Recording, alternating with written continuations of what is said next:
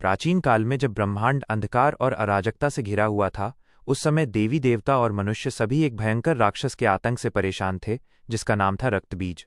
रक्तबीज एक ऐसा राक्षस था जिसे वरदान प्राप्त था कि उसके शरीर से रक्त की एक भी बूंद जमीन पर गिरने से उसी क्षण हजारों और रक्तबीज पैदा हो जाते थे। ये वरदान उसे अजेय बनाता था, क्योंकि कोई भी उसे मार नहीं सकता था। जैसे ही कोई योद्धा उस पर प्रहार करता, उसके रक्त से और राक्षस जन्म ले लेते, जिससे युद्ध और भी भयावह हो जाता। देवताओं ने मिलकर कई बार रक्तबीज को हराने की कोशिश की, लेकिन हर बार वे असफल रहे। भगवान विष्णु, ब्रह्मा और इंद्र सहित सभी देवता इस समस्या का कोई हल नहीं ढूंढ पा रहे थे। उन्होंने अपनी सारी शक्तियां लगा दी, पर रक्तबीज और उसके नए नए अवतारों से निपटना असंभव होता जा रहा था। जब कोई उपाय नहीं बचा, तो सभी देवता माता पार्वती की शरण में गए और उनसे प्रार्थना की कि वे इस भयानक संकट से मुक्ति दिलाएं।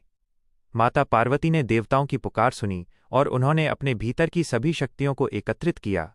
उनकी आंखों से एक भयंकर ज्वाला निकली और उसी ज्वाला से एक भयानक रूप प्रकट हुआ, काली माता का। काली माता का रूप अत्यंत डरावना था। उनका रंग गहरा काला था, उनकी जबान बाहर निकली हुई थी और उनके गले में मुंडमाला, मानव खोपड़ियों की माला थी।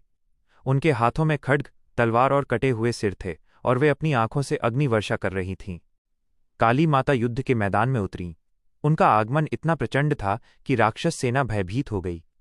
रक्तबीज ने भी काली माता का सामना करने की कोशिश की, लेकिन काली माता ने अपनी प्रचंड शक्ति से उस पर प्रहार करना शुरू कर दिया। जब रक्तबीज के शरीर से रक्त की बूंदें जमीन पर गिरने लगीं और उससे नए नए रक्तबीज पैदा होने लगे, तो काली माता ने एक अद्भुत रणनीति अपनाई। उन्होंने अपनी जबान इतनी लंबी कर ली कि वो पूरे युद्ध क्षेत्र में फैल गई। जैसे ही रक्तबीज के शरीर से रक्त की एक भी बूंद गिरती, काली माता उसे जमीन पर गिरने से पहले ही अपनी जबान से चाट लेती। इस तरह रक्तबीज के रक्त से कोई नया राक्षस पैदा नहीं हो सका।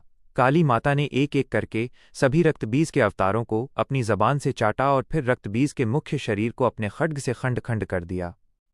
रक्तबीज का अंत हो गया, लेकिन काली माता का क्रोध इतना प्रचंड था कि वे शांत नहीं हो पा रही थीं। वे युद्ध के मैदान में नाच रही थीं और उनके पैरों के नीचे सब कुछ हिल रहा था।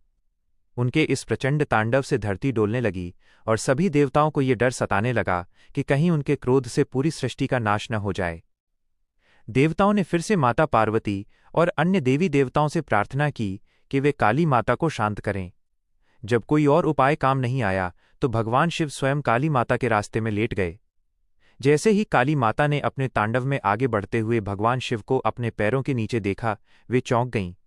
अपने पति के शरीर पर पैर रखने के इस कृत्य से उनका क्रोध शांत हो गया और वे लज्जित होकर ठहर गईं।